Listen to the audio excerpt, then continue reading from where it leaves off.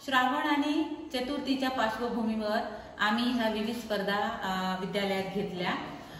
खरं तर बरीच मुलं घरी रांगोळी घालतात, हार करतात, पण त्यातल्या त्यात काही मुलांना असं हार घालणं किंवा रांगोळी घालणं किंवा मेहंदी घालणं किंवा केसांच्या विविध स्टाईल्स करणं येत नाही। मग अशा स्पर्धा विद्यालयाने आयोजित केल्या तर या मुलांना एक वाव मिळतो। फक्त शाळेत अभ्यास करणं किंवा घरी जाऊन तो गृहपाठ करणं एवढ्या पुरतीच मुलं सीमित न राहता अशा स्पर्धात भाग घेतल्यानंतर त्या मुलांतील सुप्त गुण बाहेर यायला मदत मिळते।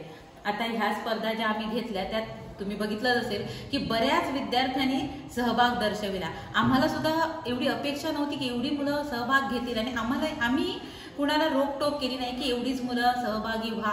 सगळ्या मुलांनी बऱ्यापैकी यात भाग घेतलेला आहे आणि खरोखरच मला अभिनंदन करावं असं वाटतं या विद्यार्थ्यांचं। तसंच आमच्या मॅडमनी आम्हाला ही स्पर्धा घेण्यासाठी प्रोत्साहन दिलं, त्याबद्दल मी त्यांचेही आभार व्यक्त करते। मी सो अपर्णा गावडे, पीटीए सेक्रेटरी या नात्याने आजच्या या वेगवेगळ्या स्पर्धांसाठी आमचे पीटीए अध्यक्ष श्री धर्मावस यांनी आम्हाला पारितोषिके पुरस्कृत केली आहे। त्याबद्दल मी त्यांची हरमल पंचक्रोशी विद्यालयातर्फे आभारी आहे। धन्यवाद। नमस्कार।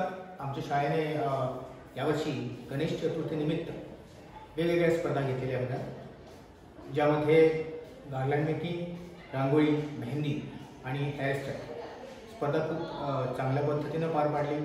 खूप मुलांनी चांगला प्रतिसाद दिला आहे। खूप चांगल्या पद्धतीनं इथे सादरीकरण झालं आहे। वर्षानुवर्ष आम्ही ते करत असतो आणि पुढे ते करत राहू। धन्यवाद।